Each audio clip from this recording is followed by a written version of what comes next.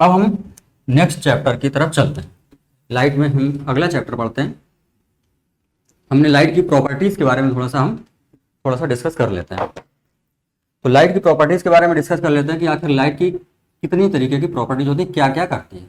तो basically light में दो चीजें होती हैं, एक होता है रिफ्लेक्शन और एक होता है रिफ्रैक्शन। एक होता है रिफ्रैक्शन। तो रिफ्लेक्शन में ये होता है कि चीजें परावर्तित हो जाती हैं, इसको हम लोग हिंदी में बोलते हैं परावर्तन, और इसमें रिफ्रैक्शन में बोलते हैं अपवर्तन। इसको बोल तो दिया गया, लेकिन थोड़ा सा देख लेते हैं क्या होती है चीजें। अब थोड़ा सा इसको हम आगे देखते हैं कि रिफ्लेक्शन क्या होता है। रिफ्लेक्शन का मतलब है कि कोई भी सरफेस ले लिया। अब आप कहोगे सरफेस क्या होता है, तो सरफेस का मतलब ये हुआ कि या तो ग्लास शीट आपने ले ली, ये कांच की एक स्लैब ले ली, पट्टी ले ली कांच की, और ये कांच की पट्टी दो तरीके से होती है। इसको हम एक पूरी तरीके से ट्रांसपेरेंट ले सकते हैं, और दूसरी एक हमने ग्लास की पट्टी ले ली, इसमें हमने पॉलिश कर दी एक साइड में। तो जब हम इसमें पॉलिश कर देते हैं तो ये बन जाता है मिरर, इसको हम लोग बोलते हैं दर्पण। ये दर्पण बन गया। और अगर हम लोगों ने पॉलिश नहीं की है, ये ट्रांसपेरेंट है, तो ये सीधे सीधे आप इसको लेंस की तरीके से कह सकते हो। ये लेंस हो सकता है या प्लेन शीट हो सकती है। अब यहाँ पर चूंकि ये प्लेन है, तो आप इसको प्लेन लेंस बोल सकते हैं। ये बात तो क्लियर हो गई। ये हो जाएगा मिरर, ये एक तरीके से लेंस के तरीके से बिहेव करता है। अब थोड़ा सा आगे बढ़ते हैं, तो आप ये कहेंगे कि अच्छा लेंस और मिरर में पॉलिश कर दी जाती है, इसलिए ट्रांसपेरेंट रहता है। तो ये जो दोनों प्रॉपर्टीज हैं रिफ्लेक्शन और रिफ्रैक्शन की, वो किस तरीके से होती है वो चीज़ हम देख लेते हैं। रिफ्लेक्शन तब होता है जब किसी भी सरफेस में हमने पॉलिश कर दी है और कोई लाइट रे इस तरीके से आती है। अगर हम कोई लाइट रे इसमें डालते हैं तो वो अपने परपेंडिकुलर से रिफ्लेक्ट होकर के ये वापस चली जाती है इस तरीके से। तो ये हो गया रिफ्लेक्शन, परावर्तन। परावर्तन का मतलब ये हुआ कि कोई भी लाइट रे जब आती है किसी सरफेस पे जिस पे पॉलिश हो रखी होती है, तो वो लाइट रे उस सरफेस से परावर्तित होकर के वापस चली जाती है। जिस मीडियम से आ रही होती है उसी मीडियम में वो वापस चली जाती है। इसको बोलते हैं हम लोग रिफ्लेक्शन। तो ये रिफ्लेक्शन हो गया, ये मिरर में होता है। तो आपने रिफ्लेक्शन के बारे में देख लिया कि रिफ्लेक्शन या परावर्तन कैसे होता है। रिफ्रैक्शन में होता है अपवर्तन। अपवर्तन में क्या होता है कि हमने एक ट्रांसपेरेंट ग्लास की शीट ले ली और एक लाइट रे हमने इस तरीके से जिस तरीके से डाली, जो लाइट रे हम डालते हैं या इंसिडेंट होती है उसको हम लोग वो बोलते हैं आई, यानी कि इंसिडेंट लाइट, इंसिडेंट रे। तो ये इंसिडेंट रे हो गई, यानी कि ये आपतित किरण, इसको मतलब हम लोग बोलते हैं आपतित किरण। आपतित किरण हो गई है, कहीं से भी आ सकती है, टॉर्च से, सन से, लाइट का सोर्स कुछ भी हो सकता है, वहां से ये रे आ रही है और हम लोग इसको आई से डिनोट करते हैं। इंसिडेंट रे हो गई है, इंसिडेंट आप इसको कह सकते हैं। अब जब भी हम कोई लाइट रे को डालते हैं तो देखते हैं कि दो मीडियम है, एक तो इधर डेंसर मीडियम है, एक तरफ डेंसर मीडियम है, ये सॉलिड ग्लास तो ये डेंसिटी इसकी हाई है, डेंसर मीडियम। दूसरी तरफ रेयर मीडियम। रेयर मीडियम का मतलब यानी कि हवा है या कोई गैस है या वैक्यूम है, तो यहाँ पर रेयर मीडियम हो गया। मतलब मीडियम भी दो तरीके के हैं यहाँ पर, ये हो गया रेयर मीडियम, ये हो गया डेंसर मीडियम। ये दोनों कंपेरेटिवली हैं, यानी तुलनात्मक रूप से ये चीज़ें हम लोग देख रहे हैं। तो आपने देखा कि एक तरफ रेयर मीडियम है, यानी कि विरल माध्यम है, विरल को हम लोग बोलते हैं रेयर मीडियम। एक तरफ रेयर मीडियम है और दूसरी तरफ ये सघन माध्यम है, यानी कि सॉलिड है। सघन का मतलब हो गया डेंसर मीडियम। तो आपने ये देखा कि डेंसर मीडियम एक तरफ है, एक तरफ रेयर मीडियम। तो इंसिडेंट लाइट रे जब हम डालते हैं उसके आगे का प्रोसेस करने के लिए हम वहां पर परपेंडिकुलर ड्रॉप करते हैं, यानी कि एक अभिलंब ड्रॉप करते हैं दोनों मीडियम के बीचों बीच, जहां पर दो वो लाइट रे मिलती है। जैसे कि ये इंसिडेंट रे इस पॉइंट पे सॉलिड मीडियम को मिलती है जाकर के, तो इस पॉइंट पे हमने परपेंडिकुलर ड्रॉ कर दिया। अब जब हम परपेंडिकुलर ड्रॉ करते हैं उसके बाद हम देखते हैं कि लाइट का जो रास्ता था वो ये होना चाहिए था, इस तरीके से लाइट रे आगे निकल जानी चाहिए थी, लेकिन ऐसा नहीं होता है। वो थोड़ा सा परपेंडिकुलर की तरफ या परपेंडिकुलर से दूर बेंड हो जाती है। वो कैसे होता है इसको हम थोड़ा सा देखते हैं। यहाँ पर जब आप देखेंगे कि या तो लाइट रे इधर की तरफ मुड़ जाए या लाइट रे इधर की तरफ मुड़ जाए। अब आप कहेंगे कि ये सॉलिड मीडियम है तो कौन सा होगा, 1 नंबर की लाइट रे होगी या 2 नंबर की लाइट रे होगी या पॉइंट नंबर 3 की होगी। तो आप ये देखोगे कि अगर मीडियम, यहाँ पर मीडियम इसको हमने ए मीडियम दिया हुआ है, ये मीडियम बी है, सॉलिड मीडियम को बी लिखा, ए है रेयर मीडियम, यानी कि एयर हो सकता है, वैक्यूम हो सकता है, कुछ भी। अगर मीडियम दोनों बराबर होते, डेंसिटी सेम होती, तो लाइट रे सीधी निकल जाती, ये वाला जो ग्रीन का हमने पाथ बनाया है, पाथ नंबर 3, तो यहाँ से चली जाती। लेकिन अब आपने ये देखा कि ये मीडियम दूसरा नंबर, ये जो बी वाला मीडियम है ये सॉलिड मीडियम है, प्लेन मिरर है, प्लेन ग्लास शीट है, मिरर नहीं प्लेन ग्लास शीट है, तो इस ग्लास शीट से ये निकलना चाहेगी।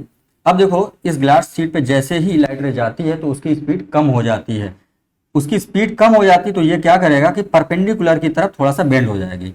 लाइट रे जानी चाहिए थे ग्रीन वाले माध्यम, ग्रीन वाले लाइट रे पाथ पे जानी चाहिए थे, लेकिन ये ऐसा ना करके ये थोड़ा सा परपेंडिकुलर की तरफ ये बेंड हो जाता है। परपेंडिकुलर कौन सा, ये वाला ग्रीन वाला परपेंडिकुलर है, इस तरफ झुक जाएगी। इसका मतलब ये हुआ कि इसका रास्ता ये सेकंड नंबर वाला हो जाएगा, 1 नंबर वाला रास्ता इसका नहीं होगा।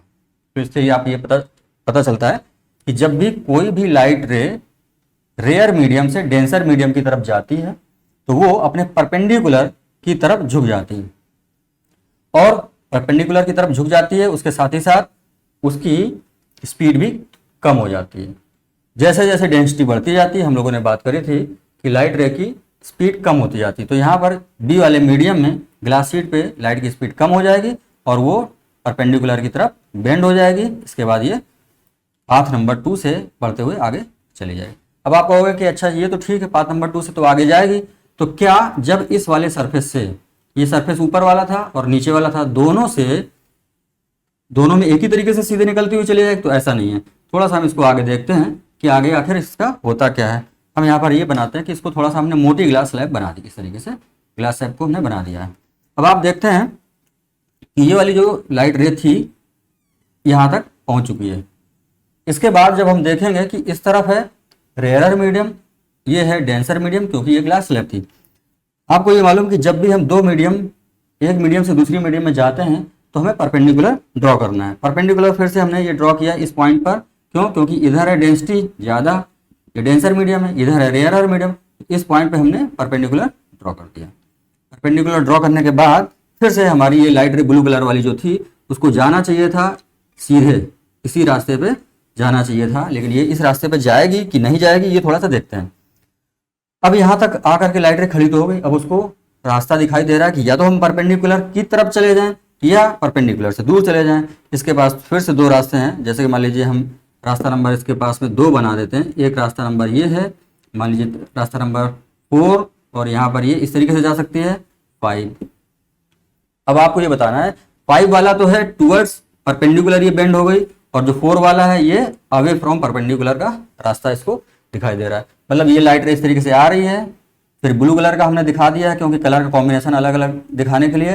फिर इसके पास हमने रास्ते इसके पास 2 बनाए हैं क्योंकि डेंसिटी हाई से ये लो डेंसिटी की तरफ, डेंसर मीडियम से रेयर मीडियम की तरफ जा रही है, तो रास्ता इसके पास 5वां नंबर भी हो सकता है, यानी कि परपेंडिकुलर की तरफ बेंड हो जाना, या इसके पास में 4था नंबर रास्ता हो जा रहा है परपेंडिकुलर से दूर चले जाना, या इसके पास डैश डैश वाला जो रास्ता है कि अपने ओरिजिनल पाथ पे ही सीधे चली जाती।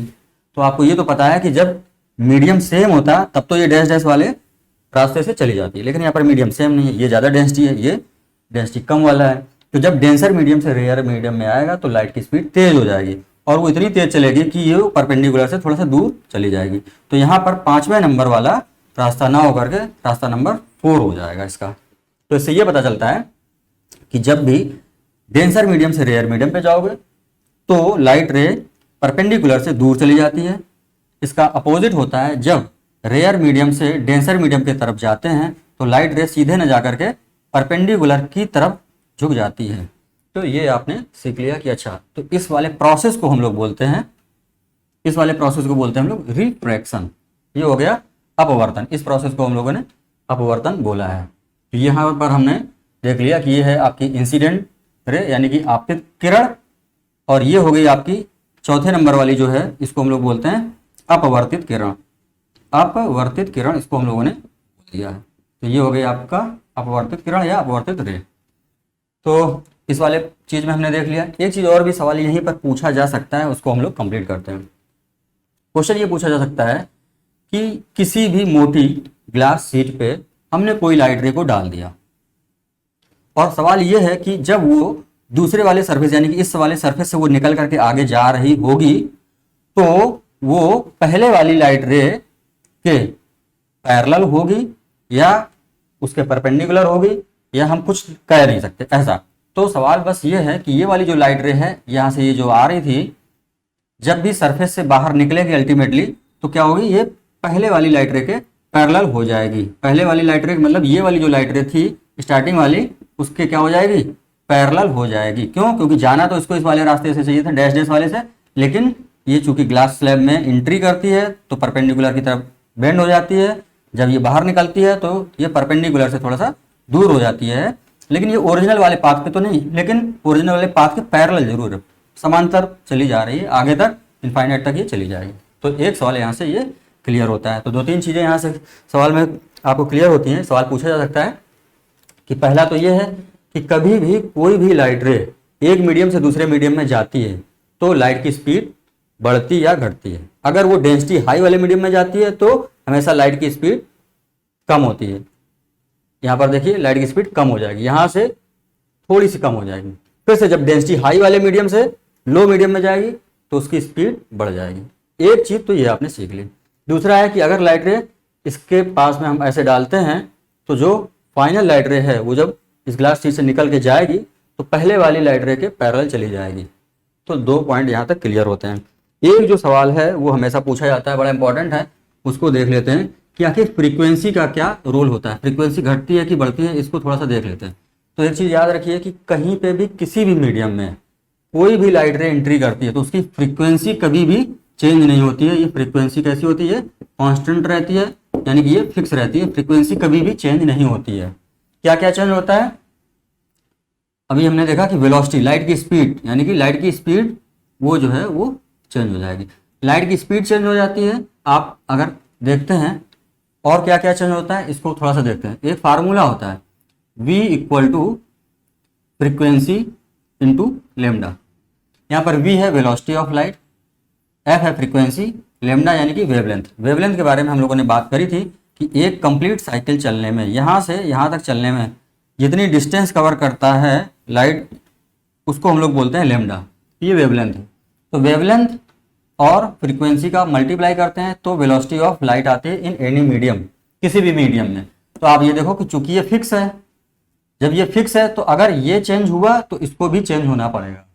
ये अगर कम होगा तो वेवलेंथ कम हो जाएगी, अगर वेलोसिटी ज़्यादा हुई तो वेवलेंथ भी ज़्यादा हो जाएगी, लेकिन फ्रीक्वेंसी फिक्स रहती है किसी भी मीडियम में। ये लाइट रे अगर मान लीजिए पानी में डालोगे तो भी उसकी फ्रीक्वेंसी फिक्स रहेगी, ग्लास शीट में डालोगे तो भी उसकी फ्रीक्वेंसी फिक्स रहेगी, लेकिन वेलोसिटी और वेवलेंथ बढ़ते और घटते रहते हैं। ये चीज़ आपने सीख ली। तो ये बड़ा इंपॉर्टेंट पॉइंट है कि आखिर कौन सा ऑप्शन ऐसा है, कौन सी जो चीज़ है वो किसी भी मीडियम में चेंज नहीं होती है, वो है फ्रीक्वेंसी कभी भी चेंज नहीं होगी। किसी भी लाइट रे की जो फ्रीक्वेंसी है, किसी भी लाइट की जो भी फ्रीक्वेंसी है वो हमेशा कांस्टेंट ही बनी रहेगी, जो थी वो बनी रहेगी। तो ये चीज़ आपने देख ली कि ये तो था रिफ्रैक्शन। रिफ्रैक्शन में एक ग्लास शीट से ट्रांसपेरेंट मीडियम से लाइटों को जैसे डालोगे वो दूसरी तरफ निकल जाएगी। इसके बाद रिफ्लेक्शन में हमने देखा था कि कोई भी लाइट रे को हम किसी भी प्लेन सरफेस पे डालते हैं, एक तरफ पॉलिश कर देते हैं, वो मिरर बन जाता है, और मिरर से जब भी हम लोग लाइट रे को पास कराने की कोशिश करते हैं तो वो दूसरे सरफेस से रिफ्लेक्ट होकर के उसी मीडियम में चला जाता है। उसी मीडियम में देखो ये है आपका रेयर मीडियम और ये है आपका डेंसर मीडियम। तो डेंसर मीडियम के पार नहीं जा पाती है लाइट रे। आप देख रहे हैं कि उसी मीडियम में रेयर में थी, रेयर से आई और रेयर में ही चली गई। लेकिन आप ये देखोगे कि जिस पॉइंट पर हमने लाइट रे को डाला है वहां पर हमने ये परपेंडिकुलर ड्रॉप किया होगा, और परपेंडिकुलर से ड्रॉप करने के बाद जो एंगल नॉर्मल, इसको हम लोग बोलते हैं नॉर्मल, नॉर्मल और इंसिडेंट रे और नॉर्मल के बीच का जो एंगल बनता है उसको हमने आई से डिनोट किया हुआ, यानी कि ये इंसिडेंट एंगल है। और जब ये रे वापस जाती है तो ये रिफ्लेक्टेड रे हो गई। तो आप यहाँ पर ये कह सकते हैं कि रिफ्लेक्टेड रे ये हो गई और नॉर्मल ये था। तो नॉर्मल और रिफ्लेक्टेड रे के बीच में जो एंगल बन रहा हुआ है इसको हम लोग क्या नाम देंगे, तो आर से रिप्रेजेंट कर सकते हैं हम लोग। तो यहाँ पर ये कह सकते हैं कि इसको हम लोग बोलते हैं एंगल ऑफ रिफ्लेक्शन। ये हो गया आर, एंगल ऑफ रिफ्लेक्शन। तो यहाँ पर आई भी हो गया और यहाँ पर आर भी आपने देख लिया। आई क्या थी, फिर से हम यहाँ पर बनाते हैं डायग्राम। ये प्लेन सरफेस हो गया, ये प्लेन मिरर आप कह सकते हैं। एक लाइट रे इस तरीके से आती है, उसके बाद हमें नॉर्मल को ड्रॉ करना पड़ेगा। क्यों? क्योंकि इधर है तुम्हारा डेंसर मीडियम, इधर तुम्हारा रेयर मीडियम। रेयर का मतलब हो गया विरल माध्यम, इधर हो गया सघन माध्यम। जब भी हम लाइट रे को एक मीडियम से दूसरे मीडियम में ले जाने का प्रयास करते हैं तो दोनों के बीच में जहाँ पर वो लाइट रे मिलती है दो सरफेस के बीच में, तो वहाँ पर हम परपेंडिकुलर ड्रॉप करते हैं। ये इंसिडेंट लाइट थी, ये नॉर्मल था, इन दोनों के बीच के एंगल को हमने एंगल ऑफ इंसिडेंट बोल दिया। इसके बाद इस सरफेस से लाइट रे रिफ्लेक्ट होकर के चली जाएगी। नॉर्मल और रिफ्लेक्टेड रे के बीच में जो भी एंगल बनता है उसको हमने आर से रिप्रेजेंट किया। इसको हम लोग बोलते हैं एंगल ऑफ रिफ्लेक्शन, परावर्तन कोण और आपतन कोण। आई को हम लोग बोलते हैं आपतन कोण और आर को हम लोगों ने बोला नॉर्मल और परावर्तित किरण के बीच का कोण है, इसको हम लोग बोलते हैं परावर्तन कोण। ये तो हो गया आपका। अब इसी से एक चीज बनती है परावर्तन के नियम, जो कि एग्जाम में पूछे जा सकते हैं। तो परावर्तन के नियम यानी कि रूल ऑफ या लॉ ऑफ रिफ्लेक्शन क्या क्या होते हैं। तो परावर्तन के जो नियम है वो दो नियम है, एग्जाम में कभी कभी पूछे जा सकते हैं, उनको देख लेते हैं यहीं से। तो पहला नियम तो ये है कि इंसिडेंट रे, उसके बाद नॉर्मल, और ये है रिफ्लेक्टेड रे यानी कि आपतित किरण, अभिलंब और परावर्तित किरण। तो इस तरीके से भी कह सकते हैं कि आपतित किरण, परावर्तित किरण और अभिलंब तीनों एक ही मीडियम में होते हैं। तो आपने ये देख लिया कि आई यानी कि आपतित किरण, इसके बाद आप देख रहे हैं कि नॉर्मल, इसके बाद जो है परावर्तित किरण यानी कि रिफ्लेक्टेड रे, तीनों एक ही प्लेन में होते हैं। ये चीज देख ली। दूसरा जो नियम इसका ये है कि angle of incidence equal to angle of reflection. आपतन कोण यानी कि आई बराबर आर के होता है। तो यही तुम्हारा परावर्तन के नियम हो गए। तो इस तरीके से भी सवाल में रखा होगा, ऑप्शन 1 2 रखा होगा और उसमें दे रखा होगा कि क्या क्या सही है। तो आपतित किरण, नॉर्मल और परावर्तित किरण एक ही प्लेन में होते हैं। दूसरा है आपतन कोण और परावर्तन कोण दोनों बराबर होते हैं। ये कोण का सिंबल है, इस तरीके से आपतन कोण हो गया, ठीक, बराबर परावर्तन कोण, ये दोनों बराबर होने चाहिए। तो ये आपका एंगल, ये आपका रिफ्लेक्शन वाला हो गया प्रोसेस। और इधर जो है ये तुम्हारा रिफ्रैक्शन वाला चैप्टर होता है। अब थोड़ा सा और आगे बढ़ते हैं कि आखिर ये जो प्लेन मिरर था, इसको अगर हम थोड़ा सा इसकी डिजाइन चेंज कर देते हैं तो क्या क्या बनते हैं। और इस तरीके से ये ट्रांसपेरेंट शीट थी, इसको भी थोड़ा थोड़ा हम चेंज करते हैं तो क्या क्या चीजें बनती हैं। तो थोड़ा सा और आगे बढ़ते हैं। अब हम यहाँ पर देख रहे थे कि ये है आपका मिरर और यहाँ पर बन रहा था ये लेंस, क्योंकि प्लेन था, ट्रांसपेरेंट था। हमने किया ये कि ये एक ग्लास शीट ले ली, इसको हमने एक तरफ से पॉलिश कर दिया, तो ये बन गया प्लेन मिरर। इसको हम लोग बोलते हैं समतल दर्पण। तो हो गया आपका ये प्लेन मिरर। अब हमने थोड़ा सा और एक काम किया कि इसी शीट को थोड़ा सा हमने इस तरीके से कर दिया, बेंड कर दिया। एक तरफ हमने इसको पॉलिश कर दी, दूसरी तरफ पॉलिश कर दी। तो देखो ये बन गया आपका एक मिरर, ये भी है, लेकिन हम लोग इसको क्या नाम देंगे, इसको नाम देते हैं, ये बेसिकली है तो ये उत्तल दर्पण। ये हो गया समतल दर्पण, इसके बाद ये हो गया उत्तल दर्पण। इसके बाद हमने क्या किया, पॉलिश को दूसरी तरफ कर दिया। मान लीजिए पॉलिश को हम इस तरफ कर देते ऐसे, तो पॉलिश को इस तरफ कर देते तो ये होता अवतल दर्पण। अब आप कहोगे इसमें दिखाई कहाँ देगा, तो देखो एक तरफ जिस तरफ पॉलिश है उस तरफ तो कुछ भी नहीं दिखाई देगा, सामने आप यहाँ पर इसके खड़े होंगे। इस वाले में क्या होगा, पीछे पॉलिश है तो आपको खड़ा होना पड़ेगा इस जगह पर। यहाँ पर क्या है, ये प्लेन मिरर है, इधर पॉलिश है तो आपको खड़ा होना पड़ेगा इस पे, अपना चेहरा देखने के लिए इस साइड खड़ा होना पड़ेगा, यानी कि पॉलिश के अपोजिट साइड में खड़ा होना पड़ेगा। तो इस तरीके से आपने 3 मिरर देख लिए। जो मिरर के बारे में हम लोग बात कर रहे थे वो कौन कौन से हो गए, एक तो समतल यानी कि प्लेन मिरर, दूसरा हो गया आपका ये उत्तल दर्पण जिसको हम लोग बोलते हैं कॉन्वेक्स, कॉन्वेक्स मिरर है, और दूसरा इसका हो गया अवतल दर्पण, अवतल दर्पण को हम लोग बोलते हैं कॉनकेव, कॉनकेव मिरर। तो ये आपके हो गए 3 तरीके के मिरर।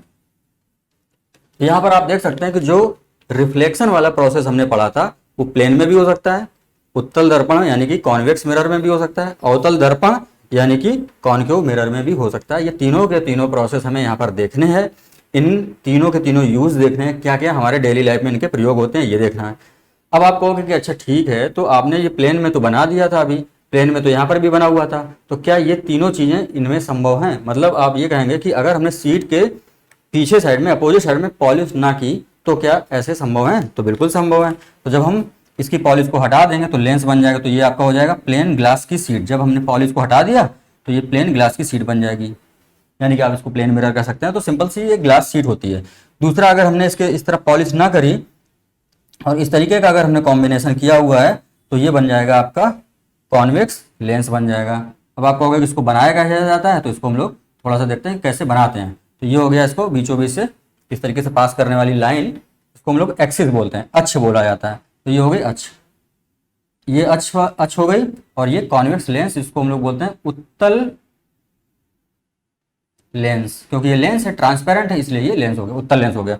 इस तरीके से अवतल लेंस में क्या करते हैं, ये सिंबल इसका अवतल लेंस का होता है। ये एक्सिस है, ये हो गया अवतल लेंस, यानी कि अवतल लेंस है, उसको हम लोग बोलते हैं। अगर हम लोग कॉनकेव मिरर बना रहे थे तो इसको हम लोग बोलते हैं कॉनकेव लेंस। इस तरीके से आपने देखा ये तीनों अगर पॉलिश कर देते हैं तो मिरर बन जाते हैं, अगर पॉलिश ना करके तो इधर हमारा ये बनता है लेंस, यानी कि प्लेन लेंस हो गया, ये कॉन्वेक्स लेंस हो गया, ये कॉनकेव लेंस हो जाते हैं। अब हमें इनके भी यूजेस पढ़ने हैं। यूजेस किस चीज़ के, इनसे तो रिफ्रैक्शन होगा ना, लाइट रे एक तरफ से डालोगे तो दूसरी तरफ ये पास हो जाएगी। इस तरफ से अगर लाइट रे डाली आपने, मान लीजिए यहाँ से लाइट रे डाली तो ये दूसरी तरफ निकल जाएगी, इधर से अगर लाइट रे डालोगे तो दूसरी तरफ ये निकल जाएगी। तो यहाँ पर ये रिफ्रैक्शन होगा, इनमें मिरर्स में रिफ्लेक्शन होगा। तो ये सारी चीज़ें हम देखेंगे। इसके अलावा साथ ही साथ हम ये देखेंगे कि इनमें से कौन कौन से यूजेस हैं, इनके क्या प्रयोग किए जा सकते हैं, कहाँ कहाँ पर प्रयोग होते हैं, ये सारी चीज़ हम देखते हैं। तो अब हम सीधे आते हैं इनके एक एक करके यूजेस पे आते हैं और फिर चैप्टर को आगे बढ़ाते हैं। तो अब हम पढ़ने जा रहे हैं रिफ्लेक्शन, लेकिन रिफ्लेक्शन किस में, रिफ्लेक्शन हम पढ़ने जा रहे हैं प्लेन मिरर के बारे में। तो प्लेन मिरर हम अब स्टार्ट करते हैं। इससे सवाल जो है वो डायरेक्ट पूछे जाते हैं, तो हम कुछ इंपॉर्टेंट क्वेश्चंस के बारे में बात कर लेते हैं।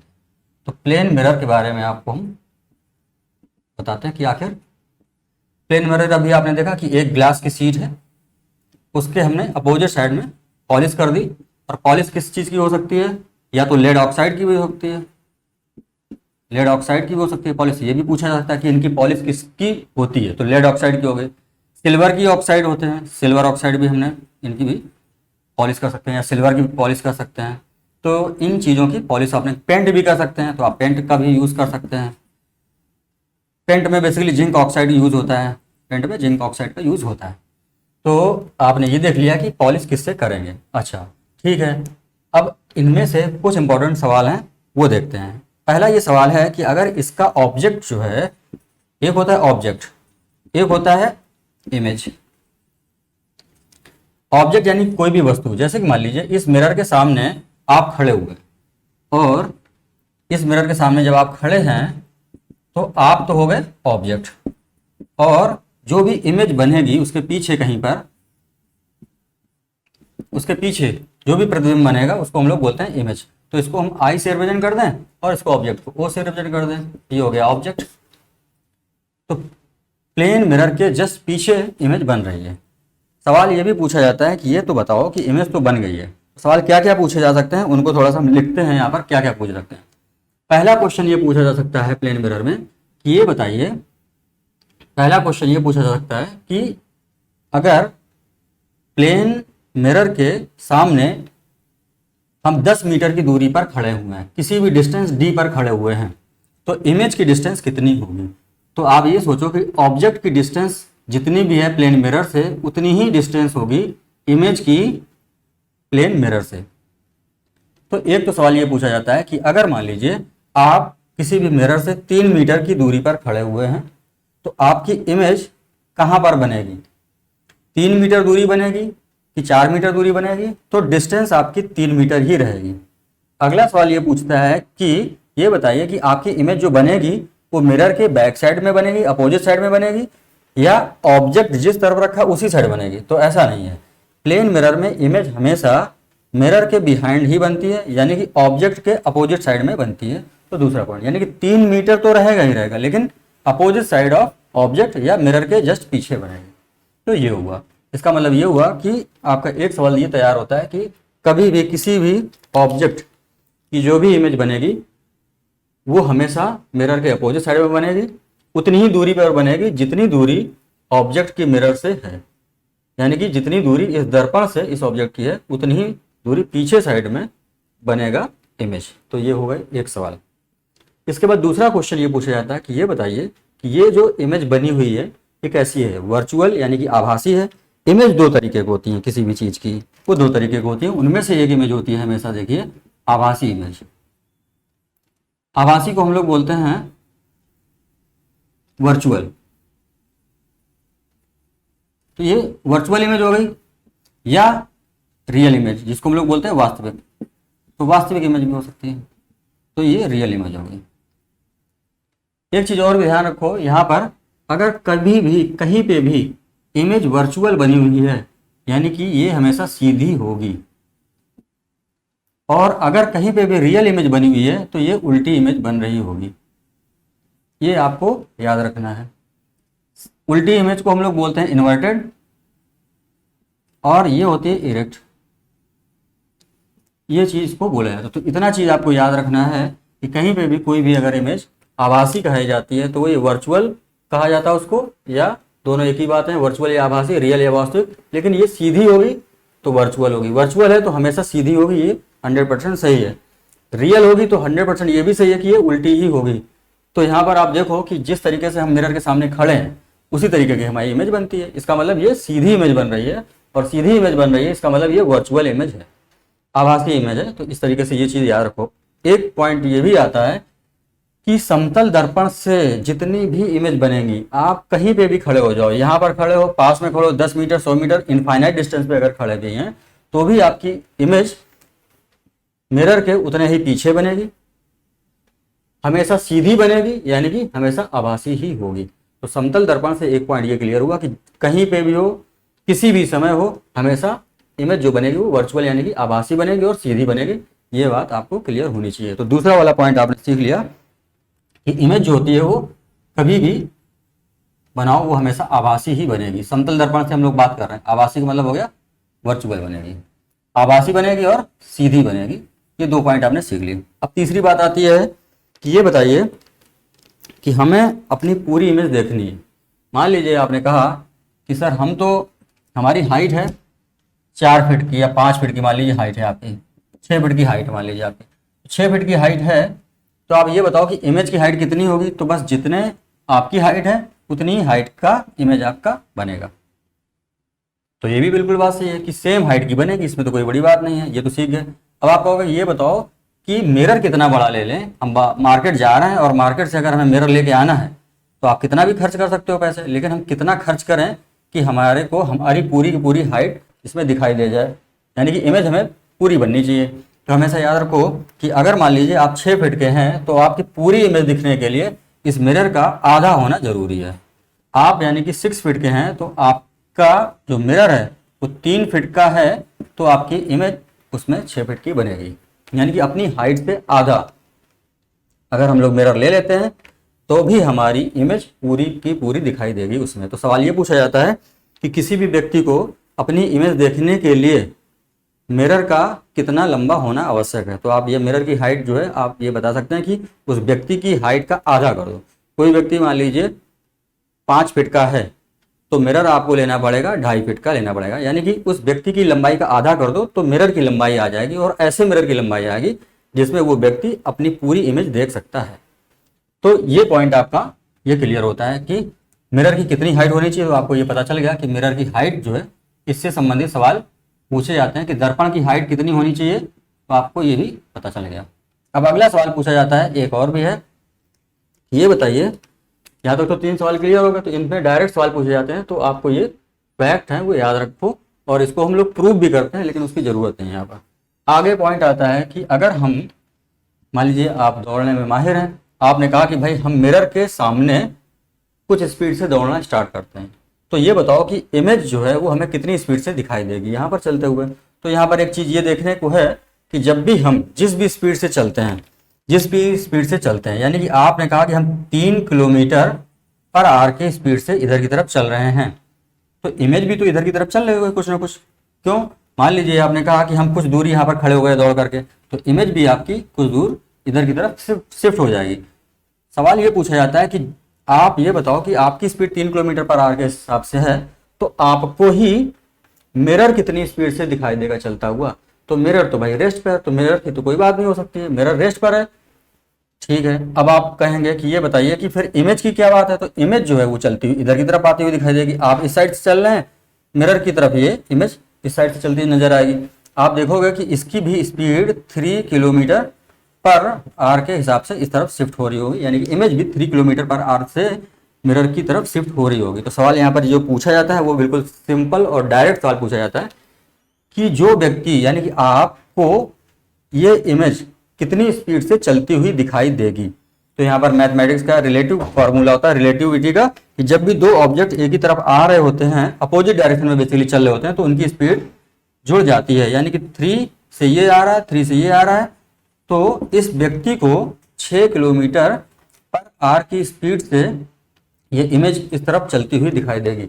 ये सवाल पूछा जाता है कि ये बताओ कि कोई भी व्यक्ति 1 किलोमीटर पर आवर की स्पीड से किसी भी मिरर की तरफ चल रहा है, तो ये बताओ कि उसकी इमेज उस व्यक्ति को कितनी स्पीड से चलती हुई दिखाई देगी। तो जस्ट डबल हो जाएगा। अगर मान लीजिए 1 किलोमीटर है इसकी स्पीड, तो मिरर के पीछे जो इमेज है वो भी 1 किलोमीटर की स्पीड से चलती हुई दिखाई देगी, यानी कि जो डिस्टेंस है वो काफी जल्दी कवर कर लिया जाएगा। तो आप इसको कह सकते हैं कि उसका जस्ट डबल स्पीड दिखाई देगी। तो 3 इसकी और 3 इसकी, ये है कॉन्सेप्ट रिलेटिविटी का। जब भी अपोजिट डायरेक्शन में कोई भी ऑब्जेक्ट चलते हैं तो उनकी स्पीड जुड़ जाती है, और ये वाली स्पीड यानी कि 6 किलोमीटर पर आवर की स्पीड इस व्यक्ति को द्वारा दिखाई देगा। ये महसूस करेगा कि इसकी इमेज 6 किलोमीटर पर आवर की स्पीड से मिरर की तरफ दौड़ रही है, यानी कि इसकी तरफ दौड़ रही है। आप इसको ये कह सकते हैं कि जैसे ये इधर दौड़ेगा तो ये इधर दौड़ेगा। इसको ये समझ में आएगा ऑब्जेक्ट को, यानी कि व्यक्ति को, आपको ये समझ में आएगा कि ये इमेज जो है 6 किलोमीटर पर आवर के हिसाब से इधर की तरफ पास में आ रही है। तो ये सवाल हो गया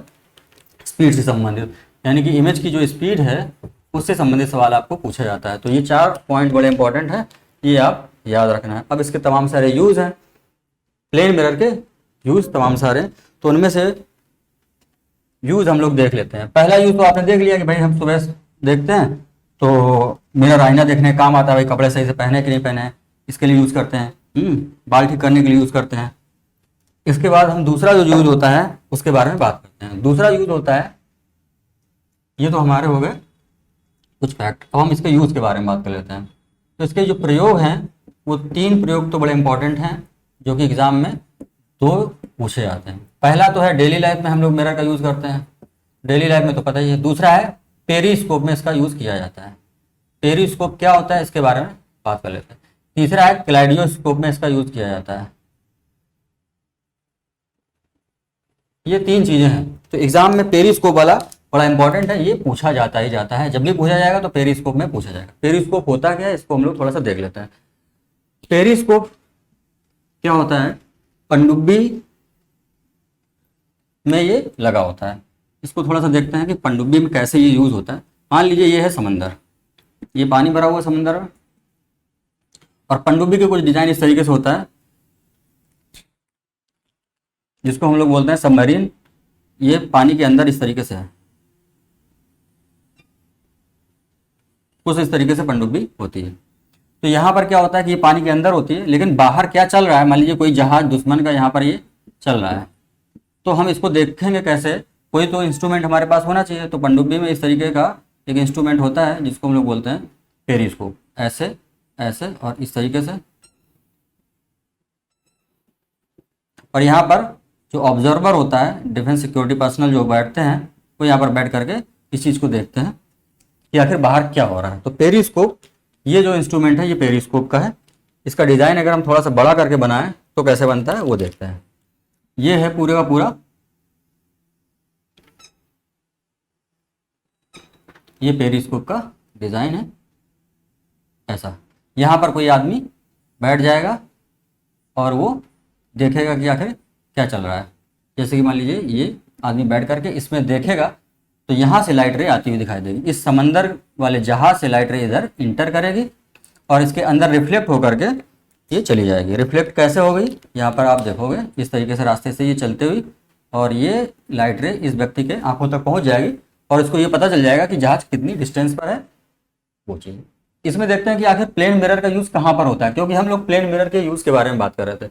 और पेरिस्कोप इसको बोला जाता है, जो ये वाली ट्यूब टाइप के स्ट्रक्चर है, ये इंस्ट्रूमेंट, इसको हम लोग पेरिस्कोप बोलते हैं। इसमें कहाँ पर यूज होता है, तो देखो जरा, लाइट रे जब यहाँ से इस तरफ एंटर करेगी तो एक हमें प्लेन मिरर यहाँ पर रखना पड़ेगा 45 डिग्री के एंगल पर। ये प्लेन मिरर हमने रखा। तो जब ये लाइट रे इसके अंदर आएगी और प्लेन मिरर से टकराएगी तो टकरा करके किधर चली जाएगी, यहाँ पर आ जाएगी। अब यहाँ पर भी एक प्लेन मिरर रख देते हैं हम, तो यहाँ पर भी जब प्लेन मिरर रखते हैं तो लाइट रे यहाँ पर आकर के टकराती है और इस तरफ चली जाती है और इस व्यक्ति को ये दिखाई देती है। तो ये सिंपल यूज है पेरिस्कोप में। तो ये एंगल जो होता है यहाँ पर, ये 45 डिग्री का एंगल पे रखी जाती है।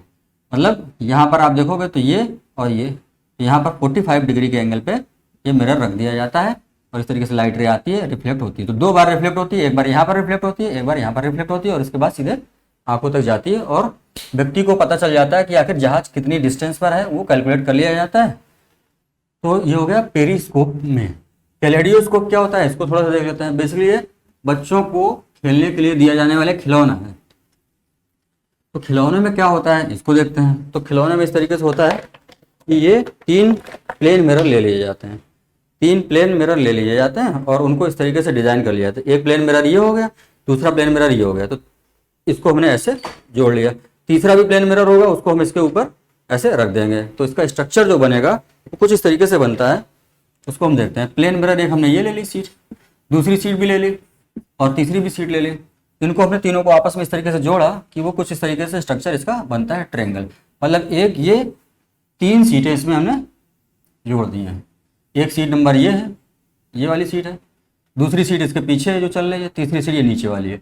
3 सीटें इसमें हमने जोड़ रखी हैं और 3 सीटें जब आप इसको जोड़ोगे तो कुछ इस तरीके का स्ट्रक्चर बन रहा होगा। कुछ इस तरीके का स्ट्रक्चर ये बनता है ऐसे। यहाँ पर आप देखोगे कि इस तरीके का स्ट्रक्चर बनता है। एक प्लेन सीट ये हो गई, एक प्लेन सीट ये हो गई, प्लेन सीट यानी कि मिरर की, और एक ये नीचे वाला जो बेस है, 3 हो गए। तीनों को हमने जोड़ दिया इस तरीके से। तो ये एक स्ट्रक्चर इस तरीके से बन करके तैयार हो जाता है। अब आप कहोगे कि फिर जो है पॉलिश किस साइड है, तो पॉलिश हमारे बाहर की साइड है, यानी कि जो चमकने वाला फेस है वो अंदर की साइड में है, यानी कि चमक अंदर होगी और बाहर पॉलिश होगी। तो तीनों में ऐसे हमने जोड़ के रख दिया। एक काम और फिर करते हैं इसके आगे। इसमें क्या करते हैं कि एक इधर हम इसको पूरा ढक देते हैं, इधर हम इसको पूरा ढक देते हैं। कैसे ढक देते हैं, कोई कागज है उससे हमने ढक दिया, मान लीजिए किसी भी चीज़ से। तो ये तो हम सिंपल बता रहे हैं किस तरीके से इसको बनाया जाता है।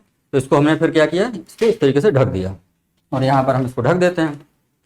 ढक दिया। आप ये समझ सकते हैं कि इसके अंदर जो भी है वो खोखला है और चमकने वाले सरफेस हैं 3 के 3। इस तरफ हमने क्या किया, इसको पूरा ढक दिया। इसमें एक होल कर दिया, बड़ा छोटा सा होल करते हैं जिससे हम अंदर झांक करके देख सकते हैं क्या हो रहा है। तो आपको तो इधर पूरा ट्रांसपेरेंट दिखाई देगा, तो बिल्कुल सही बात है। फिर हम करते ये हैं कि एक प्लेन ग्लास लेते हैं और इसको इस तरफ रखते हैं। उसके पहले हम क्या करते हैं, कांच की चूड़ियाँ हैं, कलर्ड कांच हैं, टुकड़े हैं, वो इसके अंदर डाल लेते हैं और एक तरफ से इसको प्लेन सीट से बंद कर देते हैं। इधर भी मिरर भी हो सकता है या सिंपल प्लेन सीट हो सकती है। अब क्या होगा कि एक तरफ तो पूरी तरीके से बंद है, दूसरी तरफ क्या है, थोड़ा सा हमने होल करके रखा था। इसको हमने सरफेस को बंद करके छोटा सा होल किया था और इसके आंख से जब हम देखते हैं तो तीनों से रिफ्लेक्ट होकर के डिफरेंट डिफरेंट कलर्स के यहाँ पर कॉम्बिनेशन दिखाई देते हैं उसके अंदर जब हम आंख से देखते हैं।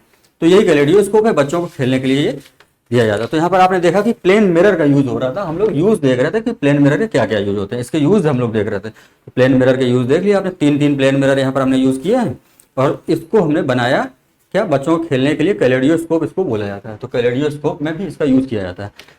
तो ये सारी चीजें हमने देख ली कि आखिर प्लेन मिरर वाला कॉन्सेप्ट चैप्टर खत्म होता है। अब हम थोड़ा सा आगे बढ़ते हैं कि उत्तल दर्पण यानी कि कॉन्वेक्स मिरर के यूजेस क्या हैं, कहाँ कहाँ पर इसकी इमेज बनती है और कैसी इमेजेस बनती हैं उसको देखते हैं। फिर इसके बाद इसको देखते हैं, फिर इसके बाद हम लेंस के बारे में बात करेंगे। तो आते हैं हम लोग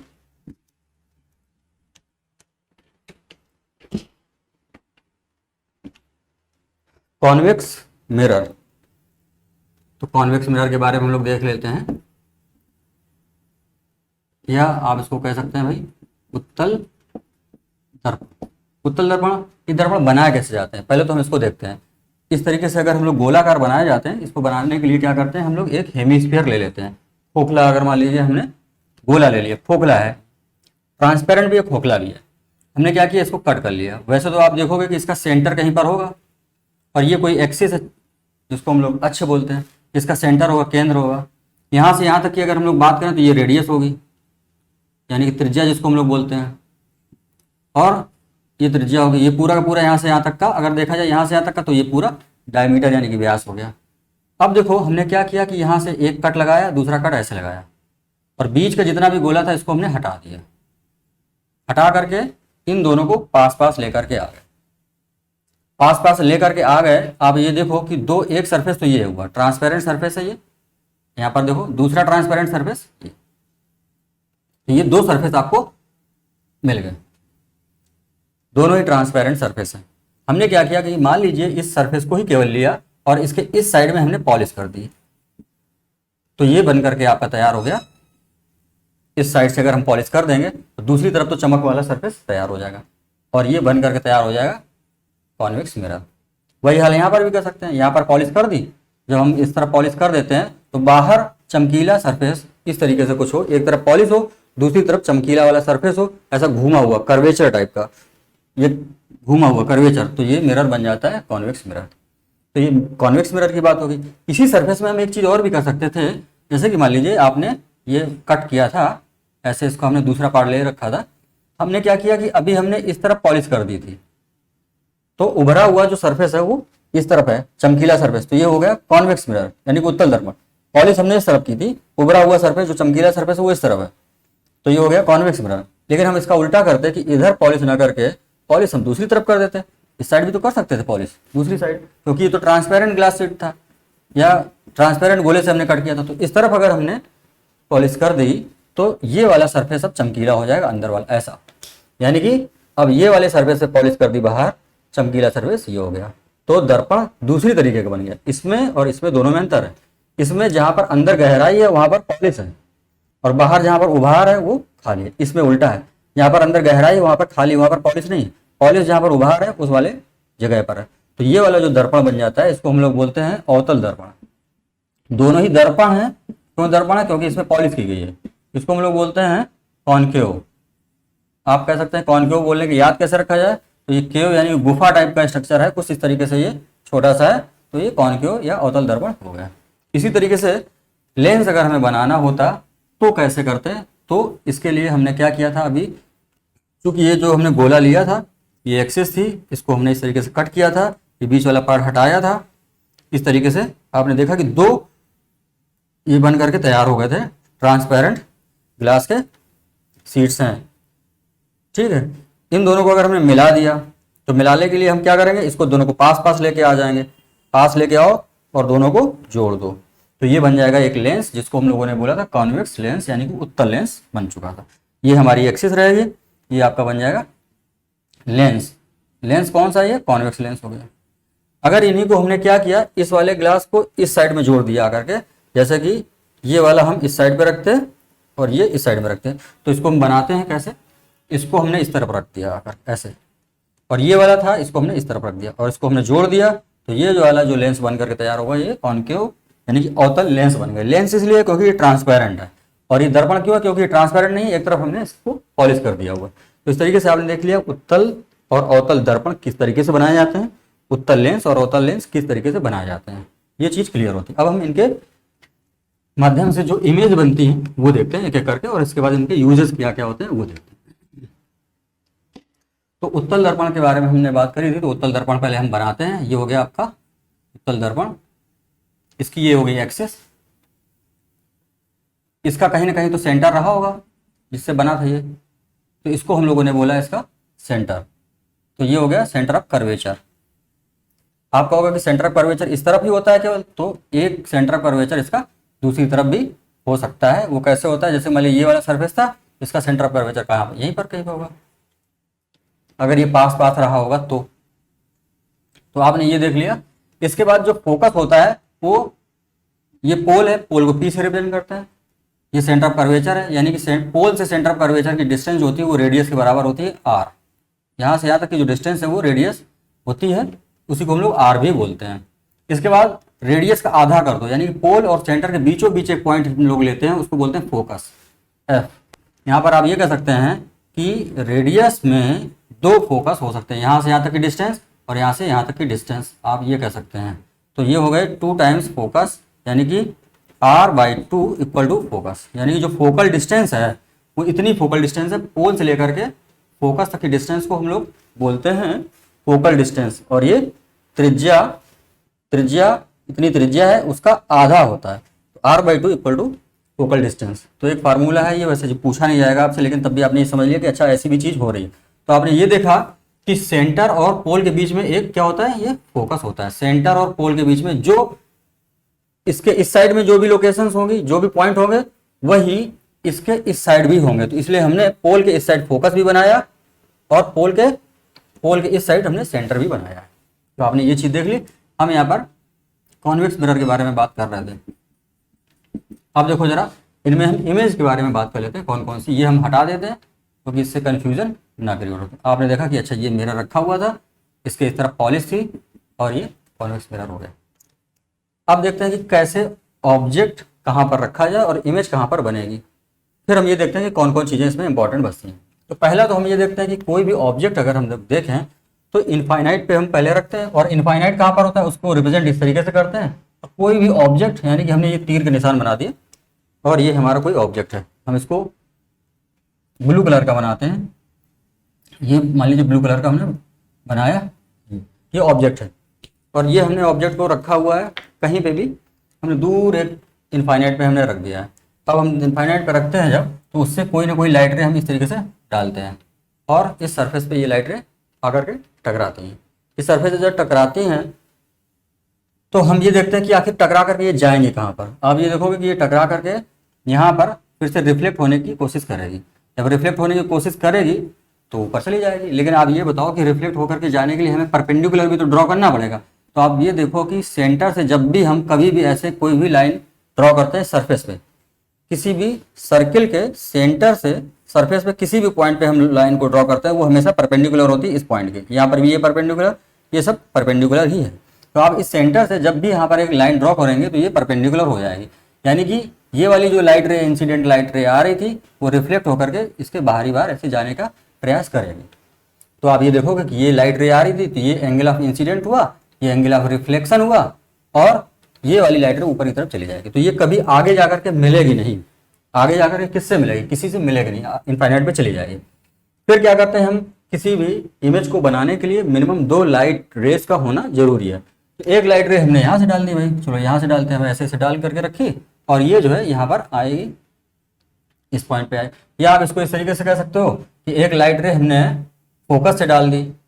फोकस से इस तरीके से लाइट रे आप डालोगे, ये लाइट रे एक हमने फोकस से डाली, तो फोकस से जो भी लाइट रे आएगी वो इस तरीके से कुछ यहाँ पर। आप ये कहोगे फोकस से डालने के बजाय आप सेंटर पे डालना पसंद करते हो तो सेंटर पे डाल सकते हो, सीधे लाना पसंद करते हो सीधे लेकर आएगी। सीधे वाली लाइट रे इस तरीके से आकर के यहाँ पर आएगी और फिर से टकरा करके सीधे ये वापस चली जाएगी। अब देखो सीधे वाली लाइट रे जो लाइट आई टकरा करके वापस चली जाएगी तो कहीं आगे ये मिलेगी नहीं। तो ये लाइट रे जब मिलती नहीं है तो हम करते ही है कि उनको मिरर के पीछे ऐसे ऐसे डैश डैश करके मिलाने की कोशिश करते हैं। तो इस वाले पॉइंट पे ये दोनों लाइट रे मिलती हैं। आप कहोगे कि अगर ये लाइट रे आगे जाकर के और ये वाली लाइट रे आगे जाकर के कहीं मिलती तो वहीं पर जाकर के इमेज बन जाती, लेकिन ये आगे जाकर के कहीं मिल नहीं रही, ये वापस रिफ्लेक्ट हो जाएगी और ये आगे चली जाएगी। तो इनको हम पीछे जाकर के मिलाएंगे डैश डैश करके। इस तरीके से मिलाने का मतलब ये है कि वर्चुअल है, यानी कि आभासी है। इस पॉइंट पे इनका इमेज बनेगा जहां पर दोनों हम पीछे जाकर के मिला रहे हैं। ये जबरदस्ती मिलाने को बोलते हैं लोग आभासी, यानी कि ये वर्चुअल इमेज यहाँ पर बन रही होगी। तो इस पॉइंट पे वर्चुअल इमेज बन रही होगी। और आपको पता है वर्चुअल इमेज का मतलब होता है आभासी, और आभासी इमेज जितनी भी होती हैं वो कैसी होती हैं, हमेशा सीधी होती हैं, कभी भी उल्टी नहीं होती हैं। तो ये जो इमेज बनेगी इन बिटवीन फोकस और पोल के बनेगी, छोटी होगी क्योंकि ये तो बहुत बड़ी ऑब्जेक्ट है, कि छोटा सा इमेज इसका ऐसे बनेगा और ये फोकस और पोल के बीच में बनेगा। तो एक तो ये सवाल हुआ। तो सवाल वैसे ये नहीं आएगा, लेकिन तब भी आपको समझ में आ रहा होगा कि अच्छा ये चीज़ ऐसी हो रही होगी। थोड़ा हम बात करते हैं कि किसी भी ऑब्जेक्ट को अगर हमने इनफाइनाइट से हटा करके, ये हो गया सेंटर, ये हो गया फोकस, इधर हो गया ये पोल, इस साइड में फोकस, इधर सेंटर ऑफ कर्वेचर। अगर हमने किसी भी ऑब्जेक्ट को इनफाइनाइट से सेंटर की तरफ, यानी कि सेंटर फोकस पोल की तरफ हमने शिफ्ट किया, तो अगर मान लीजिए ये हमारा ऑब्जेक्ट रखा हुआ है, तो आप ये देखिए यहाँ से लाइट रे इस तरीके से आती है, इस तरीके से लाइट रे आती हैं, ये रिफ्लेक्ट होकर के दूर चली जाती हैं। तो जब आप देखोगे कि इन लाइट रेज को क्या करना पड़ेगा, हमें पीछे डैश डैश करके मिलाना पड़ेगा। इसका मतलब ये हुआ कि इनकी जो इमेज है वो कहीं यहाँ पर कहीं पर बनेगी, यानी कि पोल और फोकस के बीच में। इसका मतलब ये हुआ कि ये इमेज तो कैसी है, ये आभासी है। हर बार जो है अगर आप थोड़ा सा इधर की तरफ भी इसको आप बढ़ाते जाओगे तो लाइट रे इस तरह से जाएंगी, और इधर से जो लाइट रे इस तरह से जाएगी, और ये इमेज यहाँ पर बनती जाएगी। आप ये देखेंगे कि जब भी जैसे भी आप फोकस की तरफ, यानी कि सेंटर ऑफ कर्वेचर, फोकस और पोल की तरफ इमेज को कितना भी खिसकाते रहेंगे, तब भी इमेज हमेशा मिरर के पीछे साइड में ही बनेगी। और पीछे साइड में बनेगी तो आपको ये वाली जो लाइट रेज हैं दूर दूर चली जाएंगी। इनको आप पीछे घसीट करके मिलाएंगे, डैश डैश करके मिलाएंगे, इस तरीके से डॉट करके मिलाएंगे। इसका मतलब ये आभासी ही रहेंगी। और जब भी आभासी रेज रहेंगी, यानी कि आभासी इमेज बनेगी, तो वो सीधा ही होगा। तो इससे एक ये कंक्लूजन निकलता है कि जितने भी इमेज बनती हैं, जितनी भी इमेज बनेगी आपकी कॉन्केव के द्वारा, वो सारी की सारी कैसी होंगी, ये वर्चुअल होंगी और ये हमेशा सीधी ही होंगी। तो ये आप कंक्लूजन निकाल सकते हैं कि जितने भी दुनिया में कोई भी उत्तल दर्पण ले लीजिए, कॉन्केव मिरर ले लीजिए, उससे बनी हुई सारी की सारी इमेज वर्चुअल। हमने ये देखा कि ओवरऑल कॉन्केव मिरर की एक प्रॉपर्टी है जो यूनिवर्सल प्रॉपर्टी है कि इस पे कहीं पे भी ऑब्जेक्ट को हम रखते हैं, इमेज हमेशा मिरर के पीछे साइड में बनती है, आभासी बनती है। अगर आभासी है तो सीधी बनेगी, सीधी है तो आभासी बनेगी। दूसरा पॉइंट इसमें इंपॉर्टेंट है कि कहीं पे भी और कितनी बड़ी भी ऑब्जेक्ट रखा जाए, उसकी इमेज हमेशा छोटी ही बनेगी, यानी कि इमेज हमेशा छोटी बनेगी। तो ये दो इंपॉर्टेंट पॉइंट हैं, इसीलिए इसका हमारा यूज होता है कि अगर मान लीजिए आपने यहाँ पर कहीं पे भी बड़ा ट्रक रख दिया, बड़ी सी गाड़ी आपने रखी हुई है, तो इसकी इमेज छोटा सा ट्रक यहाँ पर बन करके तैयार हो जाएगा। आप यहाँ पर बड़ी सी कार रखें, छोटी सी कार दिखाई देगी। आप किसी भी बड़े ऑब्जेक्ट को, व्यक्ति को रखें, तो उसकी इमेज छोटी सी दिखाई देगी। यहाँ पर बड़ा सा आदमी अगर आप खड़ा करेंगे तो उसकी इमेज जो है बिल्कुल छोटे से व्यक्ति के रूप में दिखाई देगी। इसी प्रॉपर्टी का हम लोग इसका यूज करते हैं कि कहीं पे भी अगर कोई कार के पीछे बड़ा सा ट्रक आ रहा है और हम इस मिरर का यूज करके ये देख लेते हैं कि ये कार के साइड में मिरर लगा हुआ है, कार या ट्रक के साइड में मिरर जो लगा होता है, उसके माध्यम से पीछे बड़ी से बड़ी गाड़ी आती है, उसमें छोटी से छोटी गाड़ी होकर के दिखाई देती है। कोई बड़ा व्यक्ति है, कार है, रोड है, वो सारी चीजें इसमें छोटी से छोटी होकर के दिखाई देती हैं। तो इसका यूज हम करते हैं इसी प्रॉपर्टी की वजह से, क्योंकि ये छोटी इमेज दिखाई देती है और सीधी दिखाई देती है। तो ट्रक पीछे इसके अगर मान लीजिए बड़ा सा ट्रक आ रहा है, तो आप ये देख सकते हैं कि इसमें, यानी कि इसके मिरर में ये ट्रक जो है वो छोटा सा दिखाई देगा। तो ये साइड दे देगा कि भाई ट्रक आगे निकल जाए, या जैसा भी इसको सुटेबल लगेगा उस हिसाब से डिसाइड करेगा, क्योंकि इसने देख लिया है कि पीछे क्या आ रहा है। तो इसका मतलब ये हुआ कि कॉन्वेक्स मिरर का यूज हम लोग क्या करते हैं, एज ए साइड मिरर की तरीके से यूज करते हैं। साइड मिरर की तरीके से इसको यूज कर लिया गाड़ियों में। अब दूसरा यूज क्या होता है, इसको देख लेते हैं। आप ये देख सकते हैं कि ये मिरर, एक चीज और भी यूज हो सकता है। पहाड़ियों पर जब हम लोग जाते हैं तो रास्ते इस तरीके से कर्वेचर टाइप में होते हैं, ये घूमे होते हैं। यहाँ से कोई गाड़ी इस तरीके से जा रही है और इधर से कोई गाड़ी इस तरीके से जा रही है इस साइड में। आप देखो दोनों स्पीड से जाएं तो दोनों आपस में इस जगह पे टकरा सकती हैं। होता ये है कि यहाँ पर हम एक मिरर लगा दें इस कॉर्नर पे। इस मिरर को जब हम लगा देते हैं तो यहाँ से जो गाड़ी आ रही है इसका इमेज यहाँ पर छोटा सा बनेगा। इस साइड से जो भी गाड़ियाँ आएंगी उनका भी इमेज यहाँ पर छोटा सा बन जाएगा, क्योंकि ये इसकी खासियत है कि इमेज ऑब्जेक्ट कहीं पे भी रखा हो, इमेज बनेगी छोटी सी ही और सीधी बनेगी और आभासी बनेगी। तो यहाँ से जो गाड़ियाँ आएंगी उसकी भी इमेज छोटी बनेगी, यहाँ से आएंगी उसकी भी इमेज छोटी बनेगी।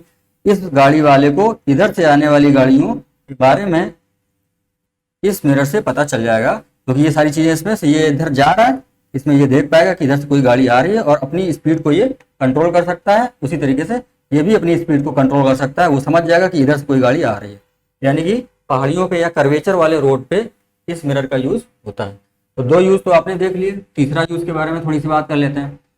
आपने ये देखा कि कोई भी लाइट रे का ऑब्जेक्ट इधर हम जब रखते हैं तो लाइट रे आती है और रिफ्लेक्ट होकर ये दूर चली जाती है, दूर चली जाती है, फैल जाती है। जैसे कि अगर हम लोगों ने क्या किया कि एक बल्ब लिया और इस मिरर के सामने हमने इस बल्ब को रख दिया, बल्ब से जो लाइट रे आएंगी टकरा करके वो दूर चली जाएंगी, यहाँ से जो रोशनी आएगी इस तरीके से टकरा करके वो दूर चली जाएगी।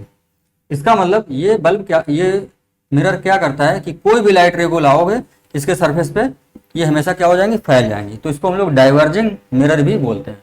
डाइवर्जिंग मिरर इसको हम लोग बोल देते हैं। डाइवर्जिंग मिरर का मतलब होगा ये डाइवर्ज करने वाली मिरर है, ये डाइवर्ज करने वाला ये मिरर है। तो ये आपको पता चल गया।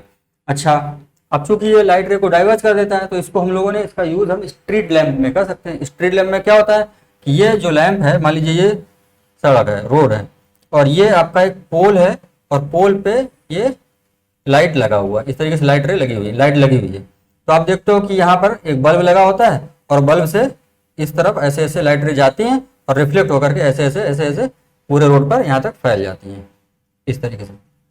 तो इसका प्रिंसिपल क्या है, बेसिकली प्रिंसिपल इसका यही है कि ये वाला जो है लैंप, इसको हम थोड़ा सा बड़ा कर देते हैं।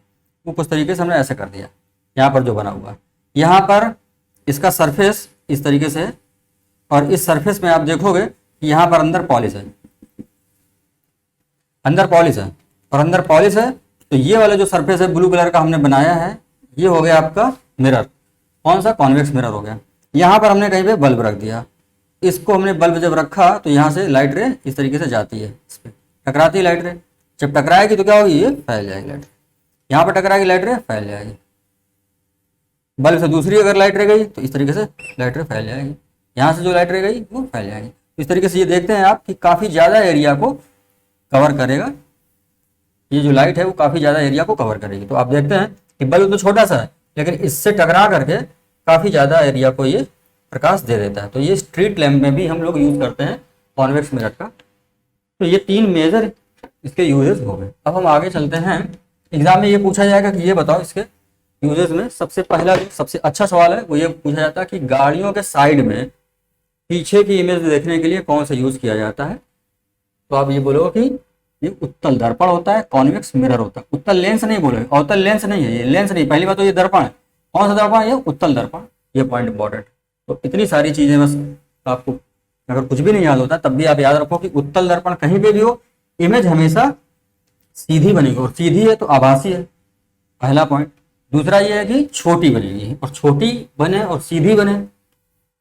अगर इस प्रॉपर्टी को अगर कोई भी मिरर होल्ड करे तो बहुत अच्छी बात है। इसीलिए इसको हम लोग साइड वाले गाड़ियों के साइड मिरर में यूज करते हैं, क्योंकि अगर पीछे बड़ा ट्रक आ रहा है उसकी इमेज छोटी बने, ट्रक सीधा भी दिखाई दे। तो बस ये दोनों प्रॉपर्टीज इस मिरर के द्वारा होती हैं, तो इसलिए हम लोग साइड मिरर की तरीके से इसको यूज कर लेते हैं।